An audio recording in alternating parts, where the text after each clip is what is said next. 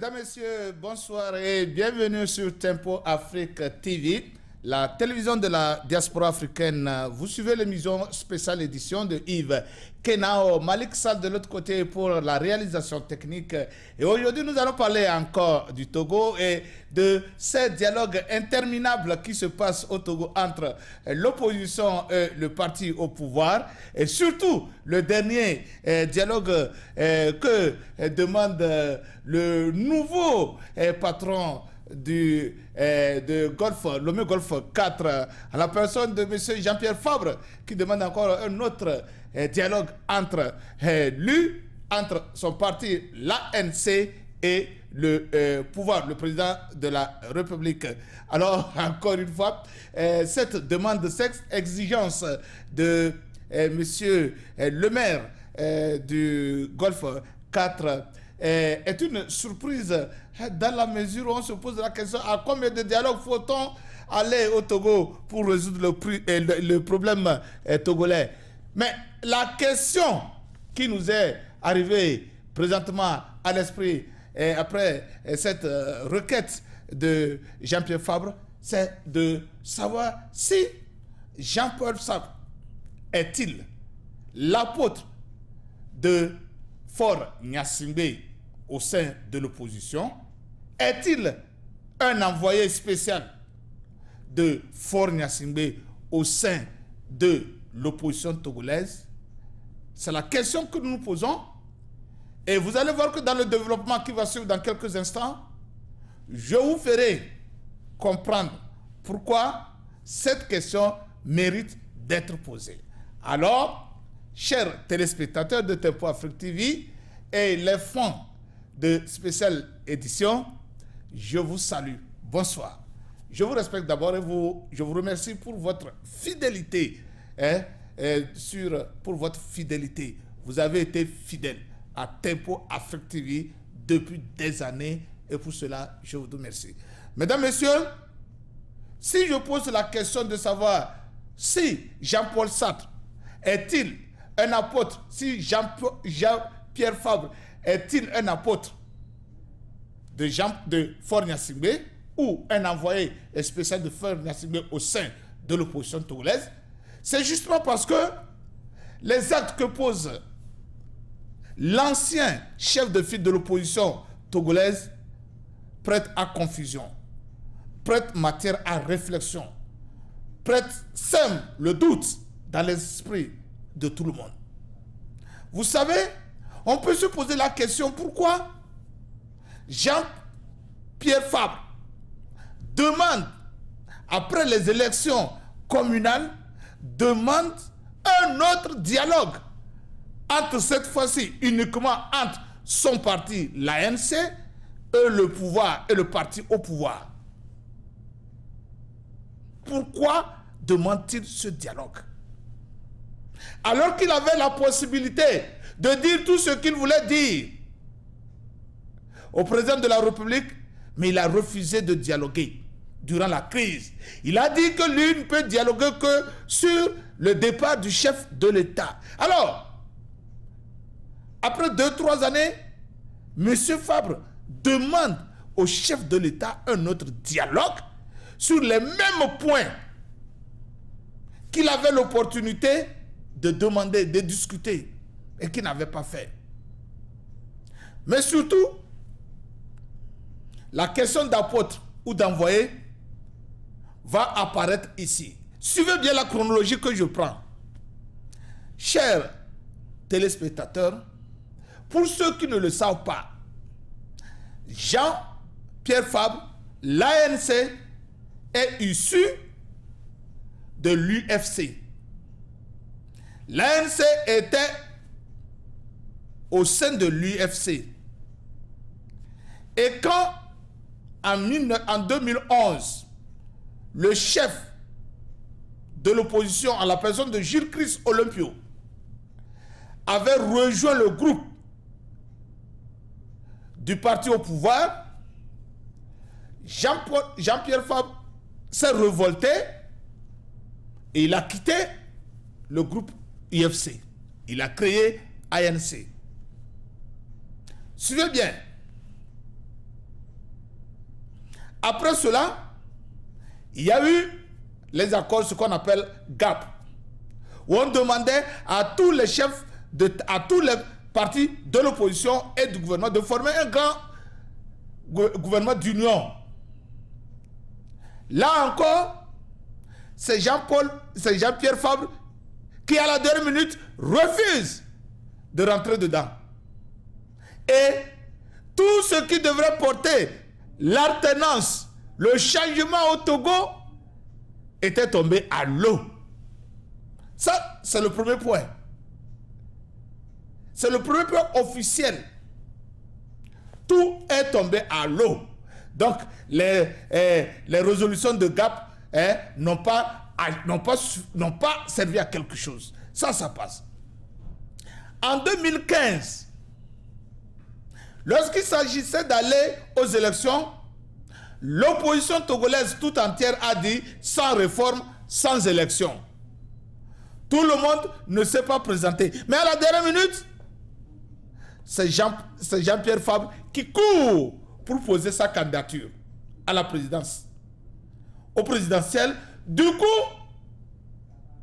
il a validé l'élection de Faure Gnassingbé. Il a accompagné Faure Gnassingbé aux élections, qui devrait, au lieu d'être une élection monopartite, est devenue une élection pluraliste avec plusieurs partis. Parce que, à la dernière minute, Jean-Pierre Fabre a trahi le groupe.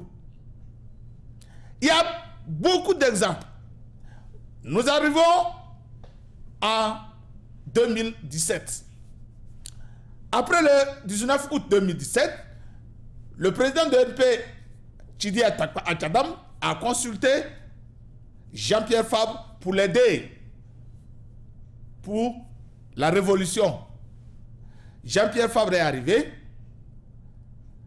Au lieu d'unir l'opposition, qu'est-ce qu'il a fait?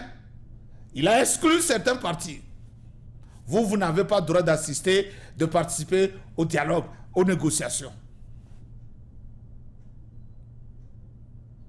Les gens devraient accepter un dialogue franc avec le chef de l'État. Et cela devrait conduire à une résolution collégiale du problème. Mais là encore, Jean-Pierre Fabre a été intransigeant. Pas de négociation avec le chef de l'État, où on négocie seulement les conditions de son départ. L'opposition se voit bloquée, l'alternance se voit bloquée par la simple faute de Jean-Pierre Fabre. Et là encore, Faure Gnassingbé, ça l'arrange. Il est toujours au pouvoir. Il est peinard. Il continue par diriger le Togo. Ce n'est pas fini. On est arrivé au niveau de la composition de la CENI. L'opposition a réussi à obtenir un nombre paritaire, 8, ce qui n'a jamais été fait au Togo. Et c'était dit que le lendemain, les membres de l'opposition de la CENI allaient prêter serment devant la Cour constitutionnelle. À la surprise générale, même des membres de la coalition des 14, Jean-Pierre Fabre demande aux gens, n'allez pas prêter serment. Or, il suffisait que l'opposition prête serment, que l'opposition aurait des membres dans la CENI, l'opposition prendra part à ce qui va se passer et l'opposition aura ses yeux proches de ce qui sera donné comme résultat. Mais Jean-Pierre Fabre a dit non, n'allez pas. Et du coup, la voie était tracée pour que Faure Gnassingbé ait une CENI unicolore. Et c'est ce qui a été fait. Et cette CENI, c'est elle qui a conduit les élections législatives. Là, ce n'est pas fini. Vous voyez qu'à chaque fois que Jean-Pierre Fabre pose un acte, ça n'arrange que Faure Gnassingbé. Et ça pénalise l'opposition. Regardez tout ce que je vous ai dit. À chaque fois, c'est Faure Gnassingbé qui sort gagnant. Et l'opposition perd.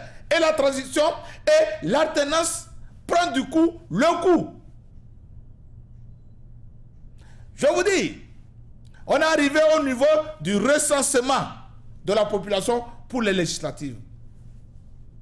Jean-Pierre Fabre dit non, nous n'allez pas vous faire recenser. Les gens n'ont pas été. Et du coup, les gens n'ont pas été aux législatives. Il a dit pas d'élection.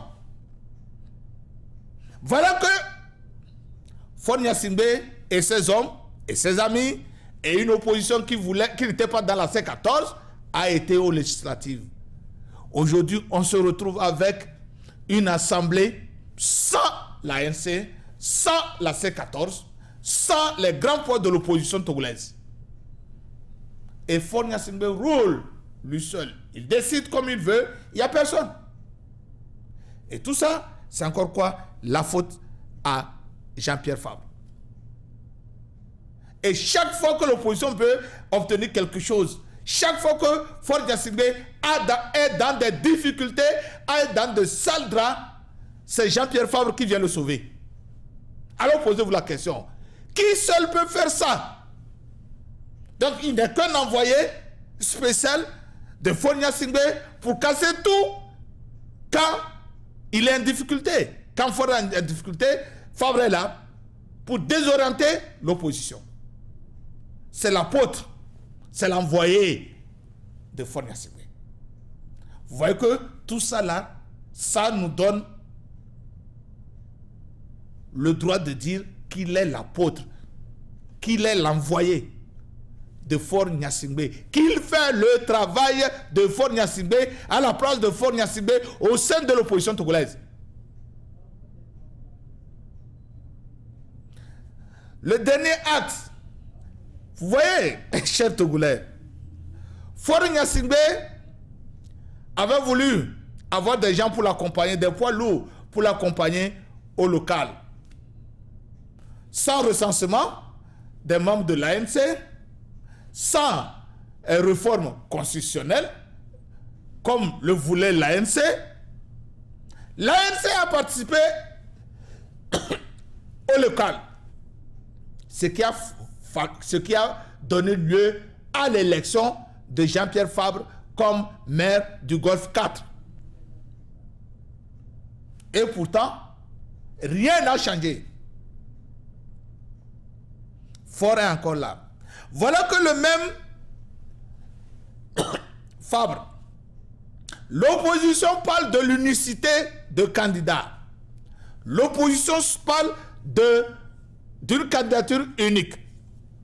Plus précisément, l'opposition de la C14. Voilà que c'est encore le parti de Jean-Pierre Fabre qui dit que lui, il a déjà son candidat naturel. Donc ça voudrait dire quoi? Ça voudrait dire que l'ANC n'est pas dans la logique de la candidature unique de l'opposition. Or, candidatures diverses, multitude de candidatures donnent plus de chances à Faure Gnassingbé de gagner. Là encore, qui est en train de jouer le jeu de Faure Gnassingbé? C'est Jean-Pierre Fabre. Je n'invente rien. Prenez les événements, mettez-les ensemble, agencez-les, vous comprendrez. Vous tirez vous-même votre conclusion. Vous tirez la même conclusion que j'ai tirée. Il est là pour jouer le jeu de Faure Gnassingbé. C'est un apôtre de Faure Gnassingbé. Maintenant, il arrive au niveau des mairies et il demande au président de la République d'ouvrir un dialogue. Or, en ouvrant le dialogue, cela permettra à Faure Gnassingbé d'affaiblir complètement l'opposition togolaise. Et là encore, on va de dialogue en dialogue. L'opposition n'arrivera pas à s'organiser. l'opposition n'aura pas le temps pour aller sur le terrain. Et en fin de compte, Faure Gnassingbé sera encore élu président. Et c'est lui, Fabre, qui sera le premier à crier sur tous les toits, on nous a volé. Chers Togolais, je n'ai pas l'habitude d'avoir de telles analyses, mais il souffre que je vous dise que quand j'ai mis tous les faits ensemble, je ne pouvais qu'arriver qu'à cette conclusion. Si réellement il était opposant, à un moment donné, il allait s'aligner sur la majorité des Togolais, de la majorité de l'opposition de la C14, qui voudrait qu'il y ait une candidature unique pour rassembler plus de chances de leur côté. Mais une fois, et comme Faure Gnassingbé, lui, son souhait, c'est de voir l'opposition togolaise divisée aussi grande que possible, Jean-Pierre Fabre joue le jeu. Il divise l'opposition pour permettre à Faure Gnassingbé de gagner au premier tour. Voilà pourquoi je suis arrivé à la conclusion que Jean-Pierre Fabre ne serait qu'un envoyé spécial de Faure Gnassingbé au sein de l'opposition togolaise.